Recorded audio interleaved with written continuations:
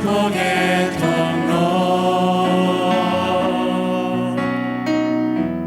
당신을 통하여서 열방이 주께 돌아오게 되리. 당신은 하나님의 언약 안에 있는 축복의 통로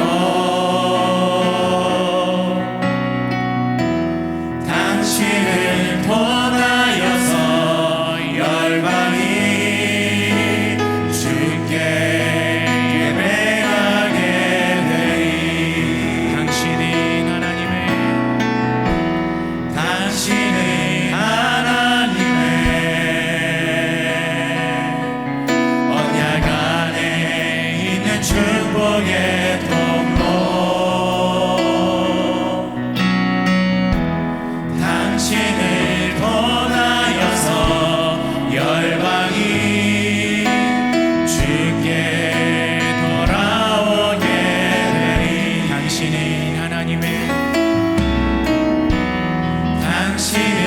하나님의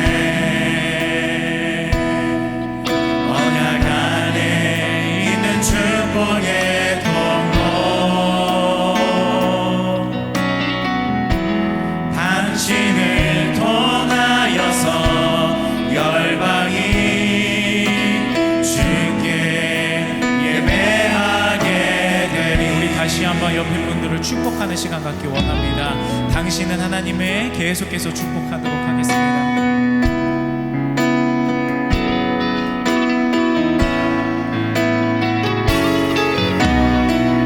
당신은 하나님의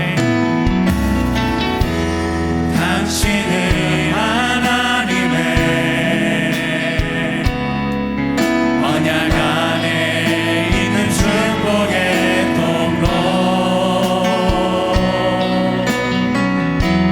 당신을 통하여서 열방이 주께 돌아오게 되리.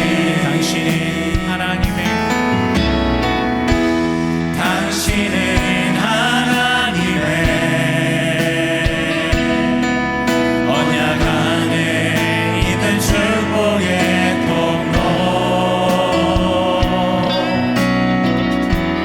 당신을 통하여서 열방이 주께 예배하게 되리. 나를 지으신 주님, 나를 지으신 주님 내 안에 계셔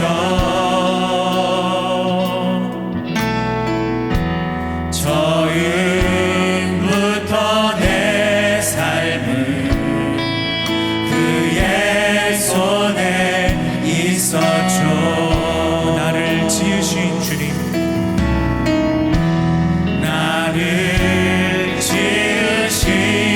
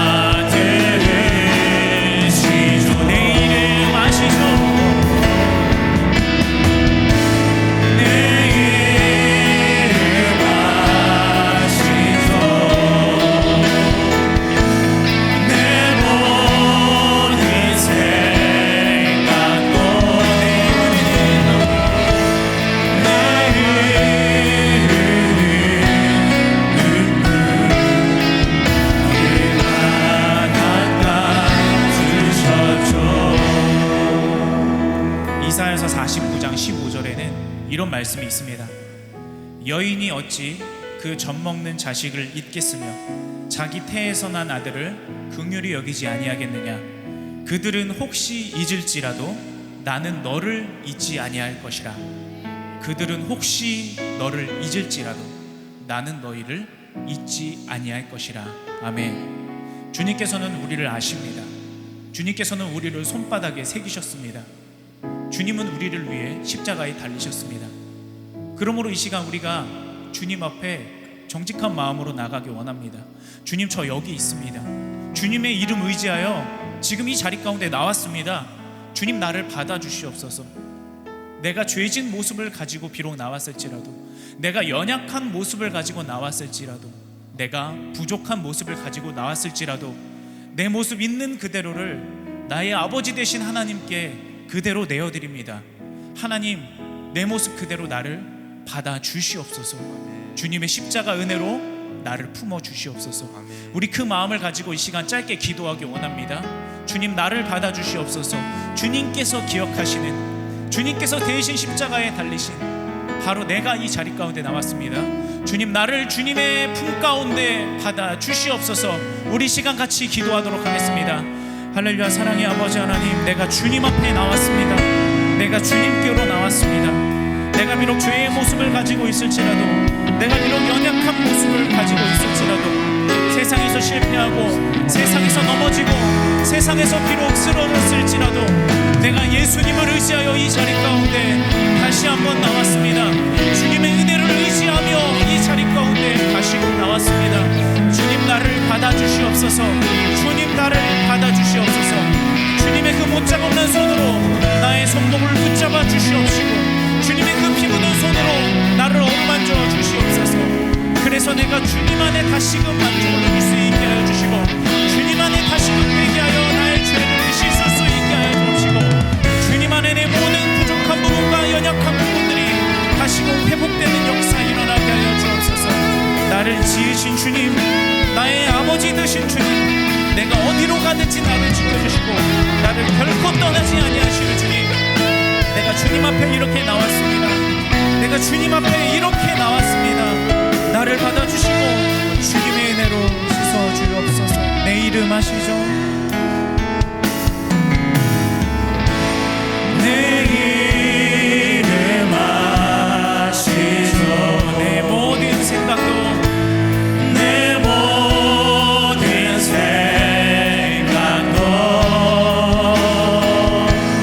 내 흐르는 눈물 그가 닦아주셨죠. 내 이름 아시죠 주님? 내 이름 아시죠? 내 모든 생각도 아하라 부를 때, 아바라 부를 때 그가 들으시. 한 번 더 고백합니다. 내 이름 아시죠 주님? 내 이름 아시죠? 내 모든 생각도 내 흐르는 눈물 내 흐르는 눈물 그가 닦아주셨죠. 우리의 눈물을 닦아주실 주님께 영광의 박수 올려드리겠습니다. 우리 시간 뜨겁게 박수하며 찬양하기 원합니다. 주님의 꿈을 안고 내가 다시 전진하기 원합니다. 함께 고백하며 찬양하겠습니다.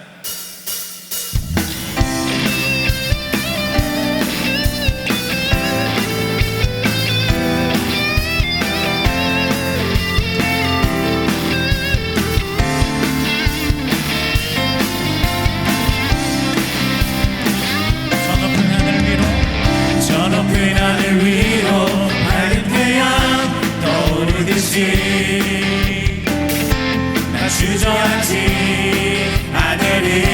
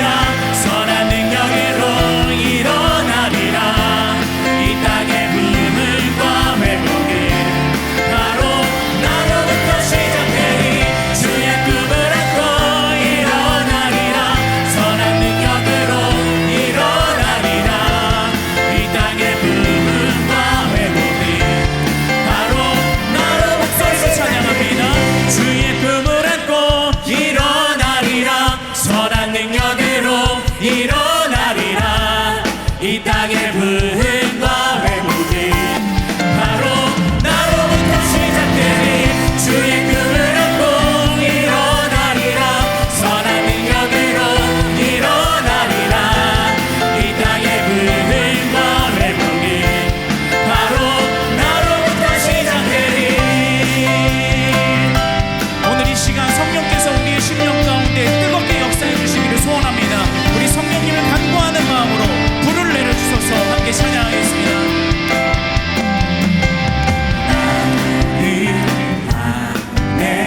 내가 살아가는 이유 불이 되는 것 작은 불이 그 산 모두 태우시 나를 쓰소서. 불을 내려주소서. 내게 성령의 불이 죽어진 영혼 살릴 수 있도록 나를 태워주소서.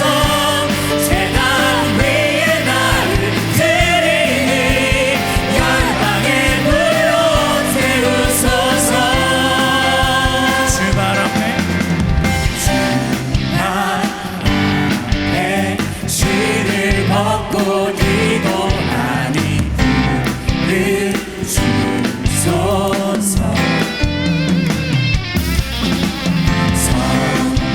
성령으로 연단받은 주의 사람 되게 하소서. 불을 내려주소서. 내게 성령의 불이 죽어진 영혼 살릴 수 있도록 나를 태워주소서. 재단 위에 나를 드리니 열방의 불로 태우소서. 불을 내려주소서. 불을 내려주소서. 내게 성령의 불이 죽어진 영혼 살릴 수 있도록 나를 태워주소서. 재단 위에 나를 드리니 열방의 불로 태우소서. 태우소서.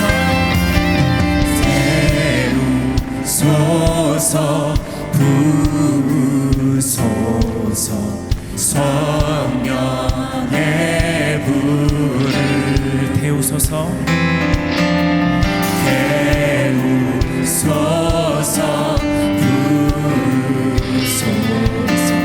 성령의 불을 태우소서. 부으소서. 태우소서. 부으소서. 성령의 불을 태우소서. 부으소서. 태우소서.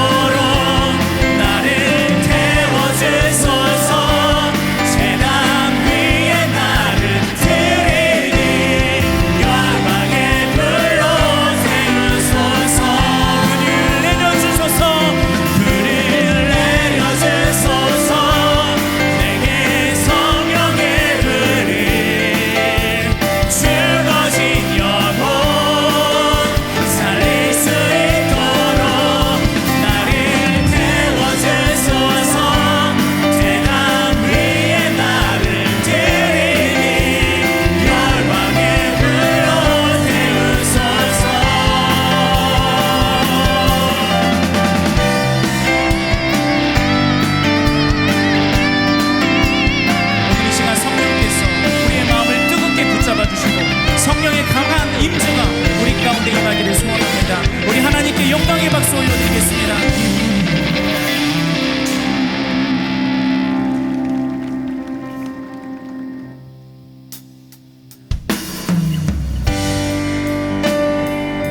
우리는 주님 안에 거하는 주님의 자녀입니다. 그 고백을 가지고 찬양하겠습니다. 주 안에 있는 나에게 딴 근심이 있으랴 십자가 밑에 나아가 내 짐을 풀었네. 주 안에 있는 나에게 딴 근심이 있으랴 십자가 밑에 나아가 내 짐을 풀었네. 주님을 찬송하면서 할렐루야 할렐루야 내 앞길 멀고 험해도 나 주님만 따라가리.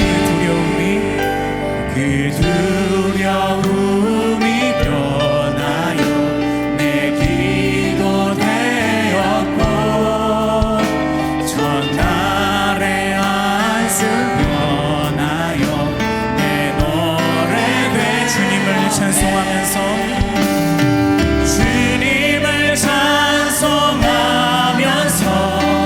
할렐루야 할렐루야 내 앞길 멀고 험해도 나 주님만 따라가리. 내 주님 자비하셔서 늘 함께 계시고 내 눈빛 밤을 하시고 늘 채워주시네. 주님을 찬송하면서 할렐루야 할렐루야 내 앞길 멀고 험해도 나 주님만 따라가. 내 주와 맺은 언약은 영불변하시니 그 나라 가기까지 늘 보호하시네. 주님을 찬송하면서 할렐루야 할렐루야 내 앞길 멀고 험해도 나 주님만 찾아. 주님을 찬송하면서 할렐루야 할렐루야 내 앞길 멀고 험해도 나 주님만 따라가. 나 주님만 따라가리. 나 주님만 따라가리. 나 주님만 따라가리. 주님 나와 동행하여 주시옵소서. 주님 감사합니다.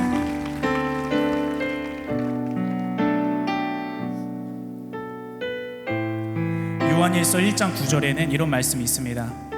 만일 우리가 우리 죄를 자백하면 그는 밉보시고 의로우사 우리 죄를 사하시며 우리를 모든 불의에서 깨끗게 하실 것이요.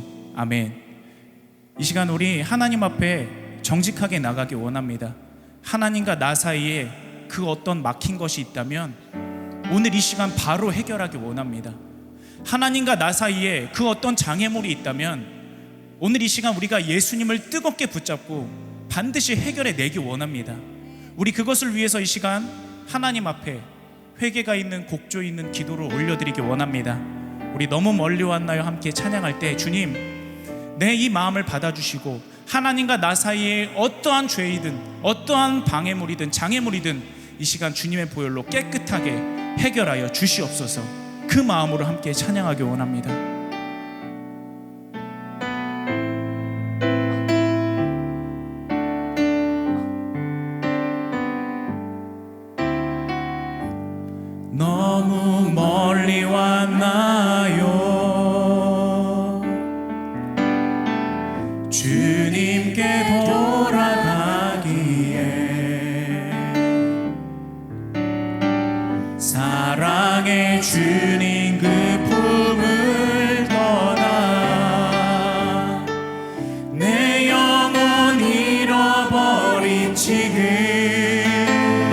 늦은 건가요?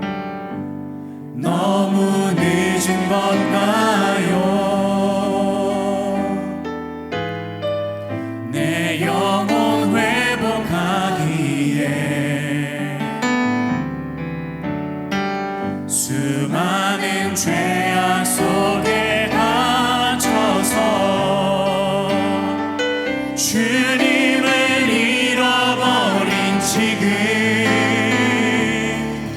하지만 내 영혼 주님 기다려요.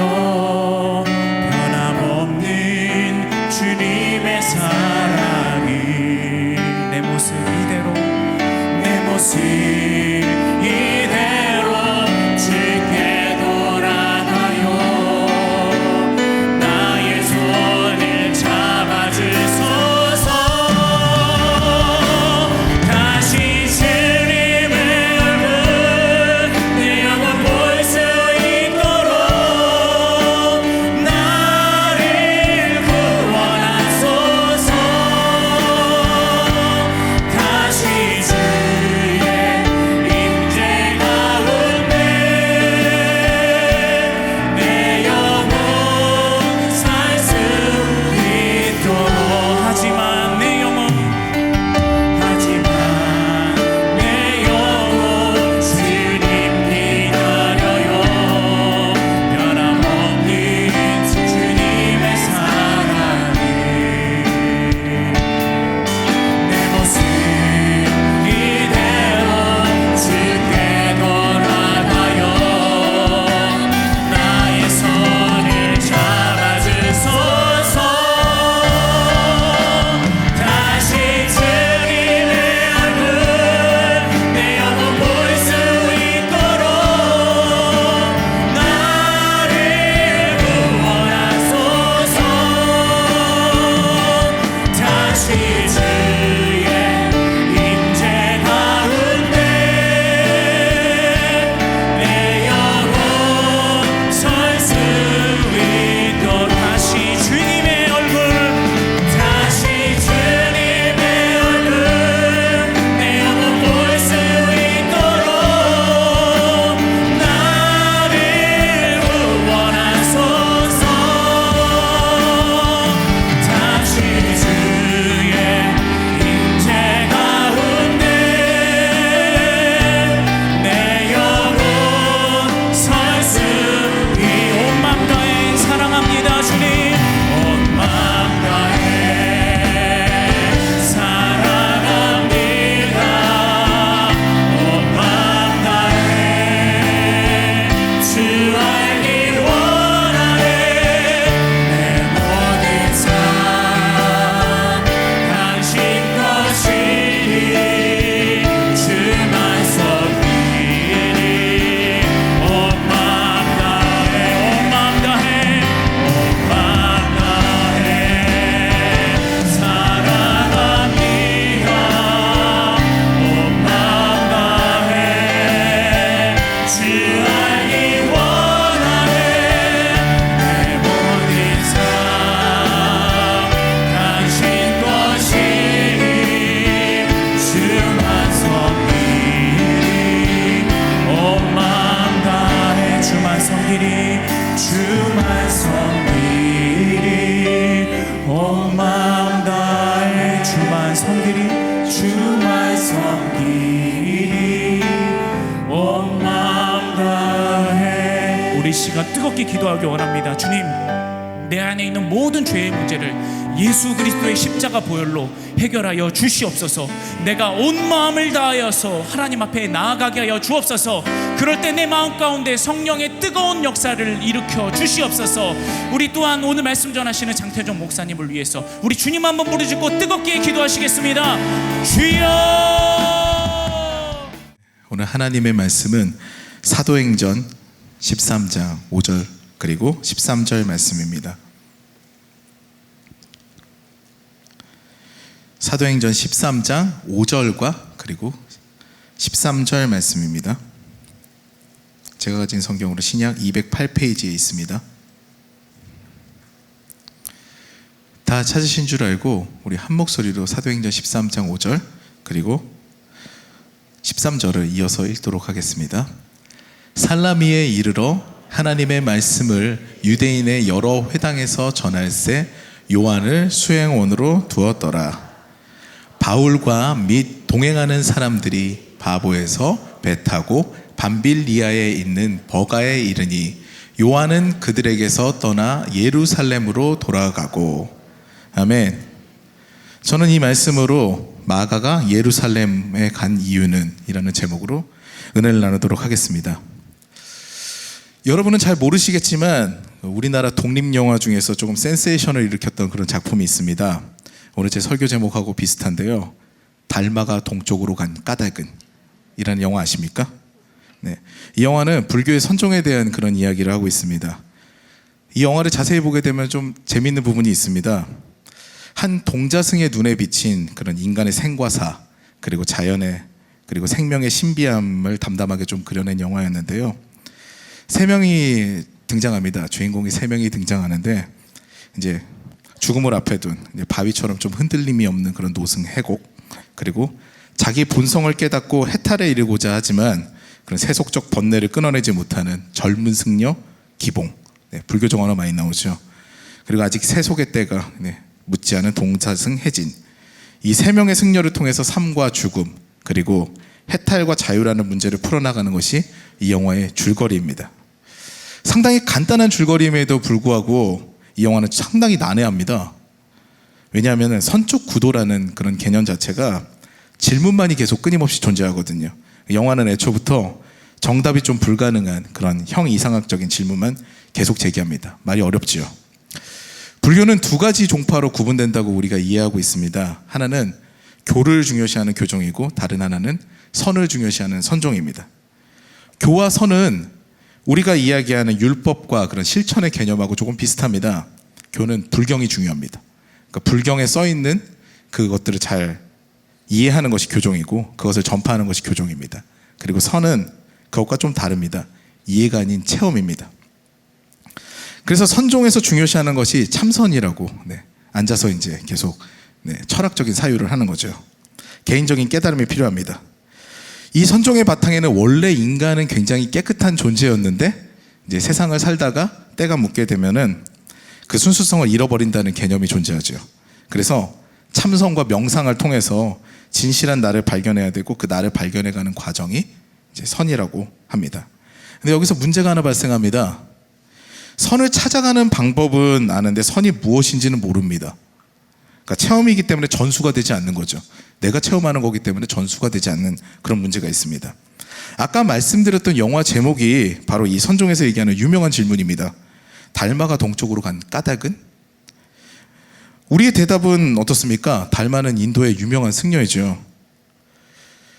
근데 저 같으면은 이 질문을 물어보게 되면은 볼 일이 있으니까 갔겠지요 라고 대답을 했을 것 같습니다. 그런데 불교에서는 그 안에서 깨달음을 추구합니다. 선종의 유명한 승려들을 살펴보게 되면은 스승에게 달마가 이제 동쪽으로 간 이유에 대해서 이게 한 번씩은 다 물어봤다고 합니다. 근데 그 대답이 참 독특합니다. 어떤 스승한테 이제 제자가 물어봤습니다. 달마가 동쪽으로 간 까닭이 뭡니까? 그러니까 스승이 달이 밝다라고 했답니다. 그래서 그 제자는 깨달음을 얻었다고 합니다. 두 번째는 또 유명한 일화입니다. 스승에게 물어봤습니다. 달마가 동쪽으로 간 까닭이 뭡니까? 그랬더니 스승이 탈이라고 했답니다. 그랬더니 제자가 이 말도 안 되는 좀 대답인 것 같아서 오기가 생겨가지고 저는 부족해서 잘 모르니까 좀 가르쳐 주십시오 라고 했답니다. 그러니까 갑자기 스승이 무지막지하게 때렸답니다. 그리고 그때 이 제자도 깨달음이 왔다고 합니다. 이 상황들이 참 이해가 안 되죠. 저도 잘 이해가 안 됐습니다. 또 오늘 시작부터 왜 목사가 불교 얘기를 하나 생소하시죠? 제가 왜 이런 얘기를 꺼냈을까요? 그 불교에서는 달마가 왜 동쪽으로 갔는지가 별로 중요하지 않습니다. 이 질문에 계속 여러 가지 답을 다는데 답이 없어요. 그 답을 다는 과정 가운데 나의 순수성을 찾는 게 불교에서 찾아가는 선입니다. 어떻게 달마가 왜 동쪽으로 갔을까요? 라고 물어봤는데 달이 밝다해서 답을 찾을 수가 있을까요? 답은 간단합니다. 이것이 답이다라고 얘기하지 않으니까 계속 해답을 달아가는 과정이 있는 것이지요. 그 영화도 마찬가지입니다. 인생에 있는 수많은 의문과 해결되지 않는 것들 가운데서 영화는 끝이 납니다. 우리 인생을 적나라하게 보여주는 것이죠. 알 수 없는 인생 가운데서 우리는 수많은 해답을 달아가면서 수많은 선택을 하면서 인생길을 걸어갑니다. 이후의 일이 어떻게 될지 우리는 잘 알지 못합니다. 우리 인생만 그렇습니까? 그렇지 않습니다. 다른 사람의 인생들도 우리가 계속 해석을 하면서 해답을 달아가면서 저럴 거야, 이렇게 살고 있을 거야 라는 그런 생각을 합니다. 그러나 예수님을 믿고 따라가는 인생은 분명히 다릅니다. 왜냐하면 예수께서는 분명한 진리가 되시기 때문입니다. 그리고 그 진리에 대해 성경이 증언하고 있기 때문입니다. 하나님께서는 말씀을 통해서 무엇이 선한 것인지, 그리고 우리가 어떤 삶을 살아야 되는지에 대해서 분명하게 제시해 주십니다. 오늘 여러분과 나누고 싶은 이야기는 이 개념의 연장선에 있습니다. 우리의 생각과 해석이 아닌 하나님의 뜻을, 그리고 그것이 기록된 말씀을 우리가 얼마나 가까이 하고 그 뜻대로 살아가려고 애쓰는가를 생각해 보고자 합니다. 다시 말해서 우리의 생각과 우리의 판단을 얼마나 내려놓을 수 있는가를 고민해 보고자 하는 것입니다. 이것을 우리가 내려놓을 때 비로소 우리는 그리스도인으로서 한 걸음을 뗄 수 있기 때문입니다. 오늘 본문의 내용은 사실 별로 어렵진 않습니다. 바울과 바나바가 전도 여행을 떠나지요. 그런데 이들 둘만 간 것이 아닙니다. 바나바의 친척이자 그리고 예수님께서 최후의 만찬을 하실 때 그 장소를 제공했던 마가라고 하는 이름의 요한인 그 사람이 수행원으로 따라가게 됩니다. 한글로는 수행원이라고 번역이 되어 있는데 헬라어로 하게 되면 휴페르테스라고 합니다. 종이라는 얘기죠. 수종드는 사람으로 따라갑니다. 이 마가 요한은 종이나 하인에 가까운 그런 역할을 하고 있었지요. 우리가 생각하는 수행원, 보좌관의 역할이 아니었습니다. 그렇기 때문에 마가 요한은 바울과 바나바를 수종드는 사람으로 둘의 사역을 돕는 사람이었습니다. 그런데 그가 바울의 1차 전도 여행 때 함께 동행을 하게 됩니다. 마가 요한은 구브로 섬으로, 지금의 이제 키프러스이죠. 그것에 있는 살람이라고 하는 곳에 바울이랑하고 이제 합류를 하게 됩니다. 그리고 이들은 유대인의 회당을 돌면서 예수님을 증거합니다. 그러다가 그 섬에 총독을 만나게 됩니다. 네, 기회가 온 거죠. 서기오 바울이라는 총독을 만납니다. 그는 이제 유대인 거짓 선지자였다는 엘루마라고도 하는 바예수라는 사람을 자문역으로 두고 있는 사람이었습니다. 바울과 바나바가 이제 서기오 바울과 복음에 대해서 계속 이야기를 하고 있으면서 이제 복음을 이제 증거하고 있는데 옆에서 그 바예수가 엘루마 그 마술사가 계속 방해를 하는 거죠. 복음에 대해서 회방을 놓으니까 사도 바울은 이 바예수를 크게 꾸짖게 됩니다. 이때 바예수는 눈이 어두워지는 일이 일어나게 되지요. 사도행전 13장 8절부터 12절까지는 이것이 잘 기록되어 있습니다. 이 마술사 엘루마는 이름이 이제 마술사인 거죠. 그들을 대적하여 총독으로 믿지 못하게 힘쓰니 바울이라고 하는 사울이 성령이 충만하여 그를 주목하고 이르되 모든 거짓과 악행이 가득한 자요 마귀의 자식이요 모든 의의 원수요 주의 바른 길을 굽게 하기를 그치지 아니하겠느냐. 보라 이제 주의 손이 내 위에 있으니 네가 맹인이 되어 얼마 동안 해를 보지 못하리라 하니 즉시 안개와 어둠이 그를 덮어 인도할 사람을 두루 구하는지라. 이에 총독이 그렇게 된 것을 보고 믿으며 주의 가르치심을 놀랍게 여기니라. 이렇게 기록되어 있습니다. 마치 교만해서 그리스도인들을 굉장히 핍박했던 바울의 모습이 오버랩되지 않으십니까? 바울은 이제 다메섹에서 이미 자신의 눈먼을 경험했지요. 그 사건 이후로 사도 바울 일행은 밤빌리아에 있는 버가라는 곳으로 떠나게 됩니다. 그러자 그때 수행을 했던 마가 요한은 휘페르테스였죠. 종이었던 마가 요한은 그들을 떠나서 예루살렘으로 되돌아갑니다. 그리고 이 사건은 후에 바울과 바나바가 다시 선교 여행을 떠나려고 할 때 그들이 갈라서게 되는 이유가 됩니다. 후에 바울과 바나바가 다시 선교 여행을 가려고 했을 때 바나바는 마가를 데리고 가고 싶어하고 바울은 마가를 데리고 가고 싶어하지 않습니다. 그 이유는 되게 간단합니다. 중간에 떠났던 사람을 다시 부르고 싶지 않다는 게 바울의 생각이었습니다. 바나바는 자신의 친척이자 그리고 자신이 가깝게 있었던 또 예수님을 그렇게 따랐던 마가 요한을 데리고 가고 싶어하죠. 근데 이게 굉장히 큰 사건입니다. 영특하고 총명했던 마가는 예수님의 복음서 중 하나를 기록한 저자로 알려져 있습니다. 마가복음이 그의 저작이죠. 마가가 계속해서 바울하고 동행을 했었더라면 그의 영민함으로 봤을 때 사도행전은 누가가 아니라 마가가 기록했을 확률이 굉장히 높다는 생각을 할 수가 있죠. 그럴 가능성이 있습니다. 이를 두고 한 목사님께서는 상당히 안타까운 일로 표현을 합니다. 복음서 중에서 가장 빈약하게 보이는 그런 마가복음의 저자가 바로 마가가 되었다는 것이 안타깝다는 것이죠. 방대한 양의 누가복음과 사도행전의 저자가 누가가 된 것이 그게 마가 개인적으로는 굉장히 실망스러울 수 있었다는 얘기를 한 적이 들은 적이 있습니다. 오늘의 본문은 이런 내용을 담고 있습니다. 이제 아까 질문에 대한 답을 달아보고자 합니다. 그런데 왜 마가는 예루살렘으로 돌아갔을까요? 여기서는 두 가지 설이 존재합니다. 하나는 사도 바울이 이동했던 다음 사역지인 밤빌리아 버가에는 풍토병이 유행했다고 합니다. 말라리아가 창궐하는 것이었죠. 그래서 그 질병이 두려워서 그곳을 가지 않았을 것이다 라는 그런 설이 하나 있습니다. 또 다른 하나는 부자였고 엘리트였던 마가가 사도 바울과 바나바를 수종들면서 굉장히 어려운 생활을 버티기가 힘들었을 것이다 라는 설이 있습니다. 전자였던 후자였던 우리는 마가가 매우 풍족한 생활 가운데서 어려움을 겪자 포기하였다는 인상을 버릴 수가 없습니다. 제가 이스라엘 여행할 때 마가 다락방을 간 적이 있는데 굉장히 넓고 쾌적했었거든요. 그런 부유했던 생활을 가졌던 마가가 이제 그 생활을 포기하고 바울의 종으로 지내는 것이 힘들었을 것이다 라는 그런 생각을 우리가 할 수 있는 것이죠. 마가는 상당히 부잣집 도련님으로 자란 것으로 보입니다. 그는 자신의 정체성이 예수 그리스도를 따르는 그리스도인이지만 전적인 헌신을 하기에는 좀 부족해 보이는 그런 온실의 화초처럼 그런 같은 삶을 보입니다. 예수 그리스도께서 잡히시던 날 밤에도 그리스도를 따라갑니다. 근데 군병들이 예수님을 붙잡자 놀라서 알몸으로 도망한 자도 마가입니다. 오늘 본문과 같이 어려움을 견디지 못하고 전도 여행 도중에 예루살렘으로 돌아온 것도 마가입니다. 더구나 마가가 돌아온 시점에 일어난 사건도 굉장히 흥미롭습니다. 지중해 키프로스 섬, 즉 구브로의 총독인 서기오 바울은 바예수가 눈먼 사건으로 인해서 복음을 놀랍게 여기고 받아들인 것으로 사도행전이 기록되어 있죠. 이는 후에 구브로 섬이 복음화가 되는데 결정적 역할을 합니다.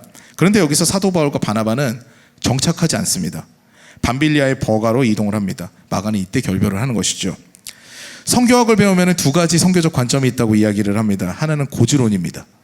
높은 곳에 올라가야 전체가 보인다는 것이죠. 어떤 단체나 지역을 갔을 때 그곳에 영향력을 미치는 사람과 관계를 맺고 그들에게 복음을 증거해야 된다. 그들이 자신들의 영향력으로 복음을 증거하는 데 도움이 된다라는 그런 원리가 있습니다. 또 하나는 미답지론이라는 것이 있습니다. 전혀 영향력이 미치지 않는 곳, 누구도 가지 않는 곳에 가서 복음을 증거하는 것이 우리의 사명이라고 하는 것이죠. 여러분은 어떤 복음 사역이 하나님께서 원하시는 사역이라고 생각하십니까? 근데 이 인간적인 관점에서의 이론은 저는 특별한 의미가 있다고 생각하지는 않습니다. 고지론에 입각하게 되면 유력 인사만 찾아다니는 무늬만 선교팀이 될 확률이 있습니다. 미답지론에 심취하게 된다면 상대적 부에 대한 편견에 빠질 수 있는 경우를 자주 보게 되죠. 중요한 것은 어떤 이론에 빠져서 그 이론을 신봉하는 것이 아니라 예수 그리스도의 복음 증거 가운데 내가 어떤 사명을 받았느냐가 중요한 것이죠. 이는 프로그램이 아니라 하나님의 섭리라는 것입니다. 근데 마가는 이 상황이 상당히 못마땅했을 수 있습니다. 이제 총독 서기오 바울이 예수를 믿겠다 이렇게 했습니다. 그리고 구브로 섬에서 교회를 세우고 이제 이 큰 교회로 성장할 수 있는 바탕이 되었는데 그것을 떠나는 것입니다. 바울과 바나바가. 도대체 내가 이런 고생을 해가지고 여기 왔는데 그리고 교회가 세워질 것들이 뻔히 보이는데 왜 이 사역지를 두고 다른 곳으로 이동을 했을까? 이런 생각이 들었을지도 모릅니다. 이 상황 가운데 마가는 떠납니다. 근데 우리 역시 이런 상황에 처할 수가 있습니다. 신앙생활을 하다 보면은 내가 생각한 것과 다른 방향으로 흘러갈 때 시험에 들었다고 이야기를 하지요. 그런데 그런 분들이 계시다면 제가 묻고 싶습니다. 여러분이 생각하는 방향이 하나님의 뜻입니까? 여러분의 생각입니까? 중요한 것은 우리들의 생각과 방향이 아닙니다. 하나님의 뜻과 섭리가 어디에 있느냐 하는 것이죠. 오늘의 주인공 마가 요한의 이야기는 여기서 끝나지 않습니다. 그가 마가복음의 저자로 성장하게 된 배경은 성경에 기록되어 있지 않습니다. 아쉽죠. 그래서 알 수 없지만 우리는 그의 저작물과 후에 사도 바울의 평가로 전혀 다른 인물이 되었음을 알 수가 있습니다. 마가복음은 왕으로 오신 예수를 표현한 마태복음과 종종 비교가 됩니다. 마가복음은 요한의 세례를 받는 예수님의 모습으로 시작됩니다. 그리고 줄곧 그리고 있는 예수님의 모습은 마치 선지자 엘리사 같은 모습입니다. 전반적으로 마가복음을 쭉 묵상하게 되면은 어려운 자들에게 복음을 증거하고 병을 고치시고 세리들과 함께 어울려 지내는 예수님의 모습을 볼 수가 있습니다. 그러니까 마가가 기록했다고 보기에는 지나치게 좀 서민적인 모습이 보입니다. 게다가 마가복음 서두에 등장하는 세 번의 기적을 보면 이상하리만큼 연약한 자들, 약한 자들을 위한 긍휼을 베푸는 기적입니다. 귀신이 들린 자에게 귀신을 내어 쫓으시고 시몬 베드로의 장모가 열병으로 고생하자 그녀를 낫게 합니다. 그 소식을 들은 많은 병자들과 귀신 들린 자들이 예수님을 찾아오자 그들을 고치십니다. 이야기의 절정은 1장 말미에 등장합니다. 나병 환자를 고치시는데 손을 댑니다. 예수님께서 손을 대십니다.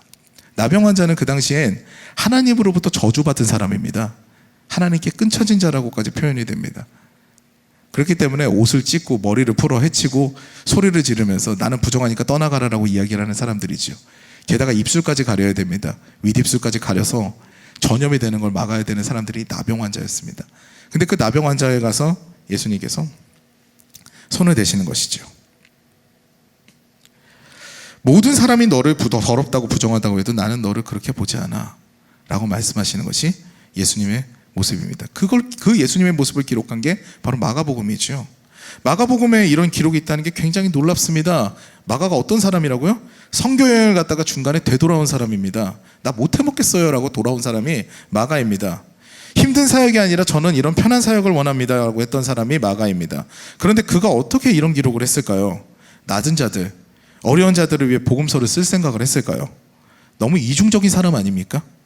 겉으로는 착한 척 고상한 척 하면서 정작 자신은 뒤에서 팔짱 끼고 있는 모습일 수도 있습니다. 너는 이렇게 살아라. 근데 나는 이렇게 안 살 거야 라고 하는 것처럼 보일 수도 있습니다.